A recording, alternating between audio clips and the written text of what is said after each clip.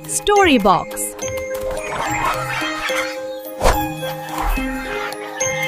एक शांतिपूर्ण गांव में, जहां हरे भरे खेतों के बीच लोग अपनी दिनचर्या निभा रहे थे, अचानक जंगल की ओर से एक गर्भवती भेड़नी भागती हुई आ गई। वो थकी हारी लग रही थी, लेकिन उसके कदम तेज थे। गांव वाले खेतों में काम कर रहे थे जब उन्होंने उसे देखा। हवा में तनाव फैल गया। देखो तो, इसकी आंखें लाल हैं। ये कोई भूखी शिकारी लग रही है। हमारे खेतों को चर चर कर खा जाएगी। बच्चों को घर के अंदर ले जाओ। ये गर्भवती है, मतलब उसके बच्चे भी जंगली होंगे। क्या पता ये हम पर हमला कर दे और सबको नुकसान पहुंचा दे। अरे, ये भेड़नी गांव में घुस आई। देखो, कितनी बड़ी और जंगली लग रही है। क्या पता ये हमारी फसलें बर्बाद कर दे। हाँ भाई, ये तो खतरा है। गर्भवती भी लग रही है, मतलब और भी खतरनाक। अगर ये हमला कर दे तो जल्दी कुछ करो। भगाओ इसे, जंगल वापस भेज दो, वरना ये हमारे बच्चों के लिए मुसीबत बन जाएगी। आने नहीं आई हूँ। मेरे बच्चे खतरे में हैं, इसलिए मैं यहाँ आई हूँ। मैं भी माँ बनने वाली हूँ। मेरा दुख केवल आप ही समझ सकती हैं, ये लोग नहीं। मीरा की आंखों में दया और समझदारी झलकती है। यदि तुमने यहाँ दे दिए तो मेरे बच्चे को खतरा होगा। मैं किसी पर भरोसा नहीं कर सकती। शुक्र करो कि मैं तुम्हें जिंदा जाने दे रही हूँ, वरना तुम्हें मरवा देती। नौकर आते हैं। उनके हाथ में हथियार थे, लेकिन मीरा की बात सुनकर वे शांत हो जाते हैं। सुनो नौकरों, इस भेड़नी को जंगल में एक सुरक्षित स्थान पर छोड़ दो। उसे कोई नुकसान नहीं पहुंचना चाहिए। मीरा अपना आदेश देती हैं और नौकर वैसा ही करते हैं। भेड़नी को एक सुरक्षित जगह पर छोड़ दिया जाता है। उसी जगह से सेठ श्याम अपनी कार में हवेली की ओर लौट रहा था। अरे क्या हुआ? ये गाड़ी क्यों रोकी? तुम जानते हो ना, मुझे हवेली पे जल्दी पहुंचना है। सेठ जी, हमारी गाड़ी के सामने एक गर्भवती भेड़नी बेहोश पड़ी है। हमें उसके जाने तक इंतजार करना होगा। सेठ का चेहरा सख्त हो जाता है। पागल हो गए हो क्या? मुझे इंतजार पसंद नहीं। जाओ और इसे मेरे रास्ते से हटा दो। सेठ जी, वो गर्भवती है। यदि उसने काट लिया तो... नहीं, मेरी गाड़ी इसे पार करेगी। मुझे जल्द हवेली पहुंचना है। मेरी मीरा मां बनने वाली है। अब और इंतजार नहीं हो सकता। नौकर डरते हुए कहता है। जी सेठ जी, जैसा आप कहेंगे वैसा ही करूंगा। श्याम की कार भेड़नी। ये कोई साधारण बच्चा नहीं हो सकता। इसे कभी भी मत छुएं, नहीं तो आपकी जान को खतरा हो सकता है। तो हम क्या करें? और इसका ख्याल कौन रखेगा? कोई उपाय तो होगा ना, जिससे हमारे बच्चे को सुरक्षित रखा जा सके। इसे पालना भी तो मुश्किल हो जाएगा। एक बूढ़ी माँ सुझाव देती है। श्याम बेटा, एक उपाय है। इसके लिए एक छोटा सा घर बनवा दो और इसको उसमें कैद रखो, और उसे पालने के लिए एक नौकरानी रख दो। वो ही इसे खाना खिला दिया करेगी। सेठ मान जाता है। वे अपने बेटे के लिए एक छोटा सा घर बनवाता है और उसकी देखभाल के लिए नौकरानी रख देता है। ये कैसा न्याय है? ये तो एक मासूम बच्चा है। इसने तो कोई अपराध नहीं किया। इसे इतनी कठिन सजा क्यों? मैं भी तो पिता हूं ना। मुझे भी अपने पुत्र को गोद में लेने की इच्छा है, परंतु तुमने देखा कि जो भी उसे थे, लेकिन अरुण केवल उनकी परछाई देख सकता था। साल बीतते गए, लेकिन उसका दिल छोटा सा ही रहा, उम्मीद की एक किरण लिए। देखो ना मुन्ना, मैं तुम्हारे लिए कितना सारा भोजन लाई हूँ। चलो अब खाना खा लो। मुन्ना उदास होकर पूछता है। क्या आज भी मेरे माता पिता मुझसे मिलने नहीं आए? नहीं बेटा, आज सेठ जी को बहुत काम था, पर चिंता मत करो, वे तुमसे मिलने जरूर आएंगे। एक दिन तुम इस घर से बाहर भी निकल पाओगे, बस थोड़ा इंतजार करो। आंटी, बाहर की हवा कैसी लगती है? क्या वो मीठी है? मैं तो यहाँ सड़ रहा हूँ, जैसे कोई पौधा बिना धूप के। माँ पापा को बता देना, मैं उन्हें बहुत याद करता हूँ। बेटा, धैर्य रखो, रब सब देख रहा है। एक दिन तुम्हारी कैद टूटेगी और तुम उड़ान भरोगे जैसे कोई पक्षी। अरे सुनो, हमारे सेठ श्याम ने अपने ही बेटे को एक घर में बंद कर दिया। पता नहीं क्यों, क्या राज है इसके पीछे? तुम्हें पता नहीं क्या? जो भी उस बच्चे को छूता है वो मर जाता है। बेचारा मासूम बच्चा पता नहीं किस बात की सजा भोग रहा है और कब तक उस घर में कैद रहेगा। रब ही जाने। माँ बाप की करनी का फल बच्चे ही क्यों भोगते हैं। अरे सुनिए, हमारे मुन्ना का जन्मदिन है। मैं उसे उसके बचपन से ही नहीं देखी, पता नहीं वो कैसा दिखता है। चलिए कल हम उससे मिलकर आते हैं और वो हमें देख के बहुत खुश होगा। अरे मीरा, क्या तुम्हें पता नहीं हमारा उससे मिलना कितना खतरनाक हो सकता है?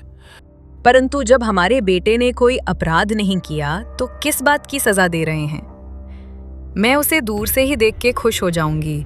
मेरे मन को संतुष्टि तो मिलेगी कम से कम। मैं एक एक पल उनके बिना कैसे काटती हूँ और कैसे जीती हूँ, आप समझ ही नहीं सकते। चाहे जो भी हो, मुझे उससे मिलना ही है, चाहे मैं मर ही क्यों ना जाऊं। श्याम उनकी जिद के आगे कुछ नहीं कहता। वो दोनों मुन्ना से मिलने उस घर में पहुंचते हैं। माँ, क्या सच में आप हैं? मुझे पता था आप जरूर मुझसे मिलने आओगी। माँ, कैसी हो आप?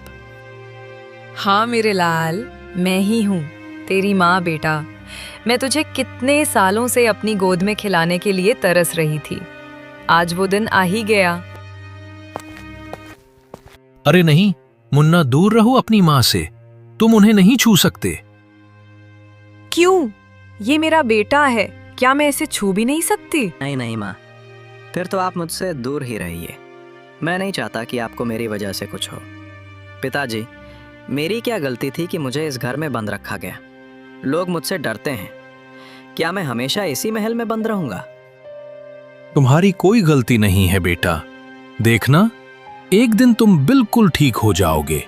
वैसे आज तुम्हारा जन्मदिन है, बताओ क्या चाहिए तुम्हें? पिताजी, इस घर में घुटन होती है।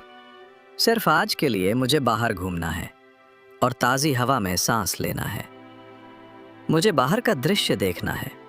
बस एक ही तो इच्छा है, इसे पूरी कर दीजिए ना। मीरा ने हाथ जोड़ते हुए कहा। पहली बार हमारे बेटे ने हमसे कुछ मांगा है। सिर्फ आज के लिए मुन्ना को आजाद कर दीजिए। मीरा, ये तुम क्या कह रही हो? तुम्हें पता है ना ये हमारे गांव के लिए कितना नुकसानदायक हो सकता है। हमारे लोगों के लिए ये काल है। आप कब तक इन्हीं 4 दीवारों में कैद रखेंगे? कम से कम जंगल में तो घूमने दीजिए, वहां कोई भी इंसान नहीं रहता। ठीक है, केवल आज के लिए ही। सेठ मान गया।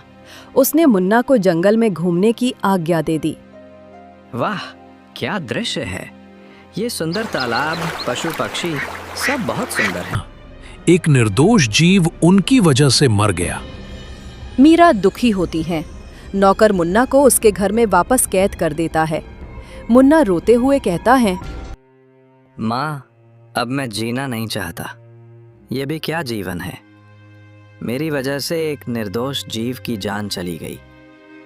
नहीं बेटा, इसमें तुम्हारी कोई गलती नहीं है। गलती मेरी है।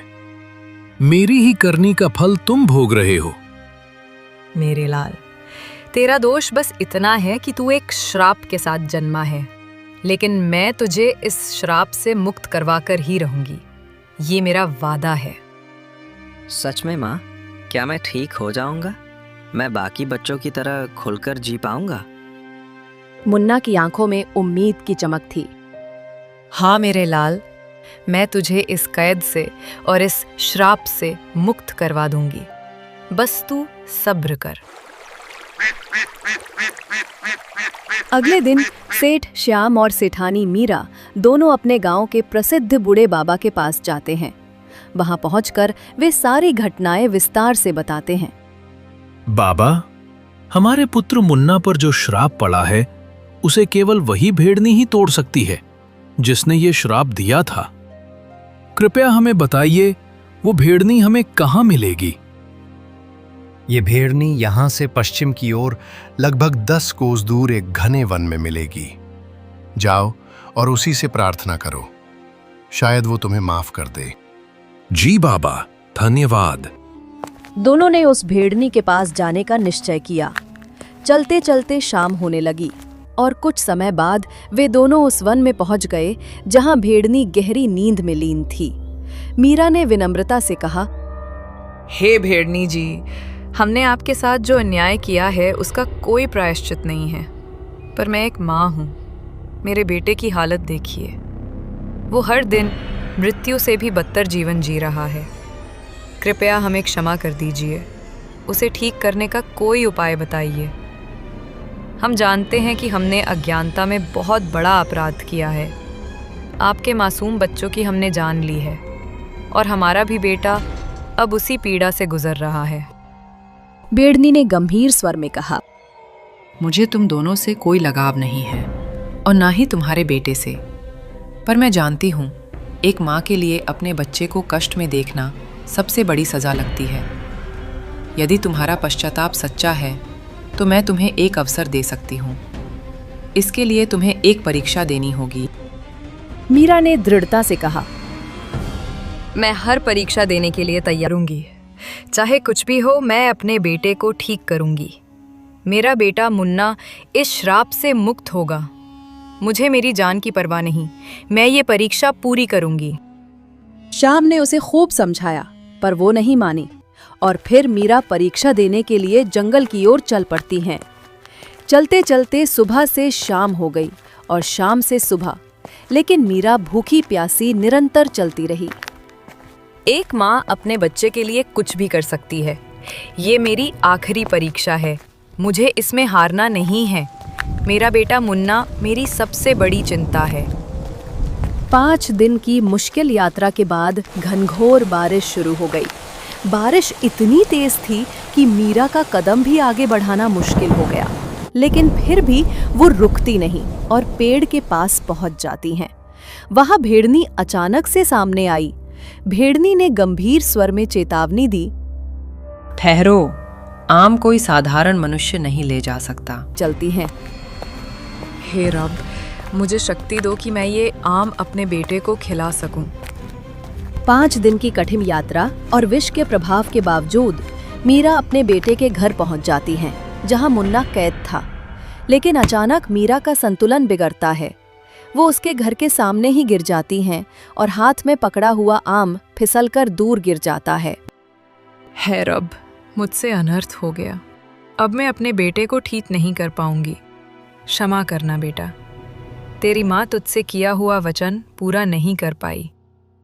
मीरा जमीन पर गिर जाती है और उसी क्षण भेड़नी प्रकट होती हैं। मीरा, तुमने अपना वचन पूरा नहीं किया। तुमने जीवित रहते हुए ये आम अपने बेटे को नहीं खिलाया था, परंतु तुम इसमें असफल रही। तभी वहां सेठ श्याम आता है। सेठ श्याम ने हाथ जोड़कर विनती की, ठहरिए, मैं अपनी गलती स्वीकार करता हूँ। कृपा करके मेरी पत्नी को जीवन दान दीजिए और मेरे बेटे मुन्ना को भी श्राप से मुक्त कर दीजिए।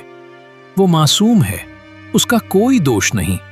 आप जानती हैं कि मैं वही सेठ हूं जिसने आपके मासूम बच्चों के ऊपर कार चढ़ाकर जान ली थी, परंतु आज मैं उसी के लिए विनती करता हूं जिसने मुझसे सब कुछ छीना। भेड़नी उस बात को याद करती है कि उस दिन कैसे उसने कार चढ़ाकर उसके बच्चों को मार दिया था। भेड़नी ने कहा, हाँ, मैं जानती हूँ तुमने अपने हृदय में कोई कमी नहीं रखी और क्षमा की भावना दिखाई। जब कोई माँ और पिता अपने बच्चे को देखते हैं और उसकी भलाई के लिए अपनी जान की परवाह नहीं करते, तो वही असली बलिदान है।